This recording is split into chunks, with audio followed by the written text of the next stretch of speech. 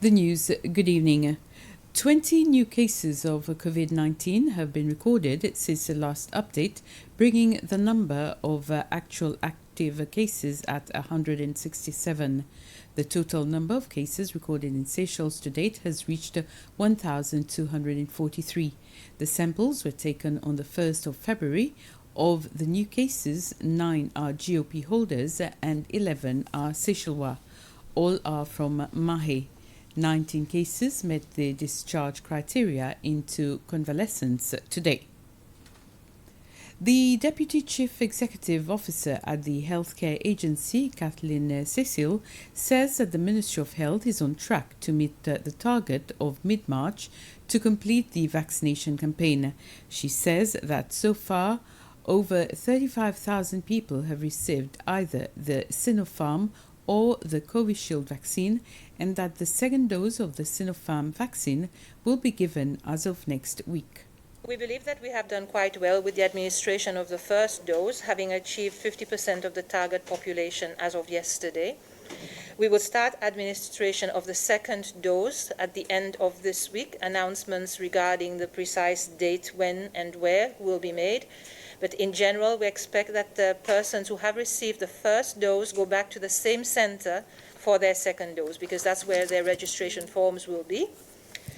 That will facilitate an efficient vaccination, the efficient implementation of the vaccination phase of the second dose. Mm-hmm. And going forward, when we launched the campaign, we had a target date of mid-March to complete the campaign. And based on the vaccination rate to date, we expect that we will be on target. The COVID-19 Relief Fund has received another donation, a sum of 100,000 rupees.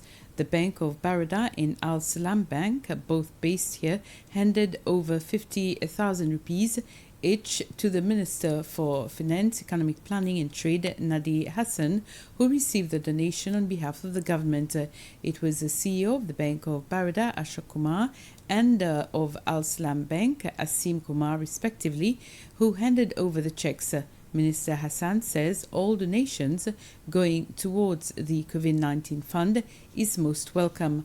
The bank's representatives say it is their way of showing appreciation and support to the Ministry of Health, especially in this difficult time. President Wavel Ramkalawan has described his first 100 days in office as challenging, where the government had to take several decisions at economic level and where governance is concerned. Speaking in an interview with the SBC, the president said the biggest achievement so far is the vaccination program. All in all, President Ramkalawan said he's happy with what the government has achieved so far. The biggest achievement so far has been the vaccination program that the country has been engaged in. As you know, we are today number 3 in the world as far as vaccination is concerned. We've vaccinated over 30% of our population. I am proud when I see the name Seychelles as the number 3 in the world today. We've also had to take a number of decisions as far as the economy is concerned. We've, for example, decisions to reduce spending. So as far as governance is concerned, we've taken a lot of decisions. We've taken a number of decisions as far as agriculture and fisheries are concerned. A lot of investors have definitely shown interest in coming to Seychelles and investing their money. And if things go well for us, we should later this year be embarking on an investment project that has the possibility to give the country greater income than both tourism and fisheries. All the due diligence and everything is being done, and hopefully we will be embarking on this project. But the one thing that has really touched me has been the solidarity of the people of Seychelles. We are in the midst of a crisis, and the contributions, the voluntary contributions that people have made to the COVID fund, which today is nearly 60 million rupees, has been overwhelming, and the way people are now following the instructions from the directives of the Ministry of Health as far as the wearing of masks and staying at home and sanitization and everything else. So there is hope in the midst of all the difficulties, and my prayer is that our people will become more serious, more people will be engaged in active employment so that we can build up the pension fund, the country can get more, and also at the same time do more savings. 100 days, yes, I'm happy for what we've achieved so far.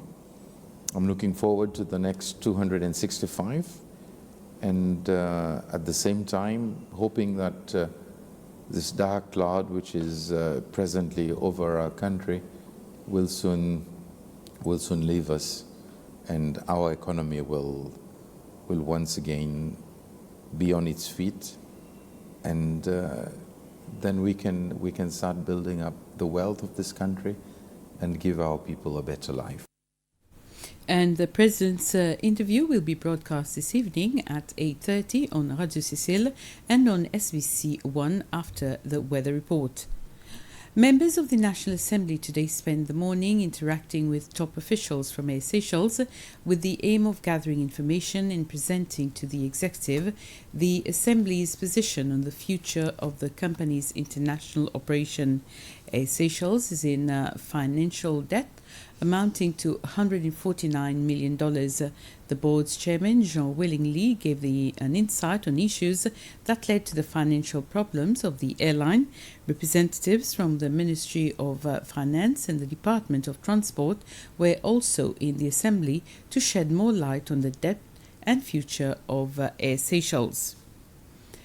3 Seychellois ambassadors bade farewell to President Wavel Ramkalawan this morning at State House.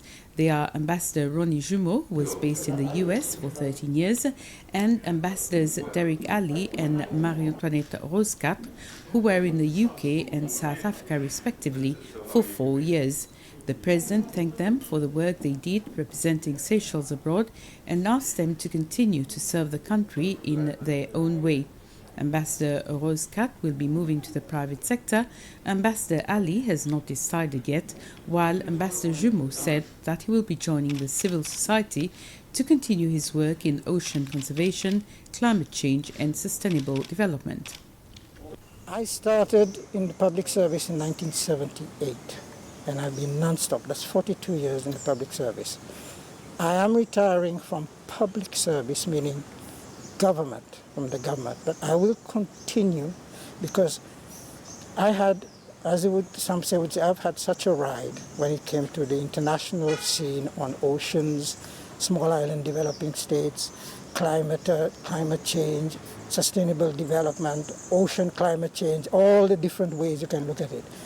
And I am in no way prepared to retire from that.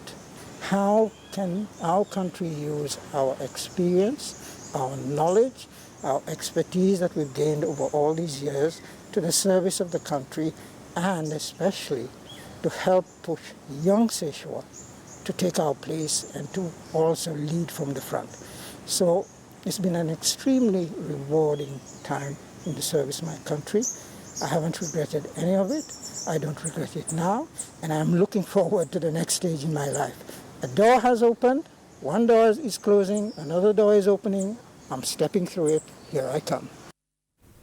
And the Seychelles Fishing Authority is intensifying its surveillance efforts after it received alarming reports that some fishermen are using nets to catch certain types of fish which are prohibited under the fisheries law. Fishermen are only allowed to use nets to catch 3 species: sardines, mackerel and shrimps. The SFA said such practice is unsustainable and is being done almost everywhere on Mahé as well as on other inner islands. Johnny Lewis, the Monitoring Control and Surveillance Manager at the SFA, says the authority will take legal action against those caught red-handed. And with this, we come to the end of this news summary. Thank you for watching. Have a very pleasant evening.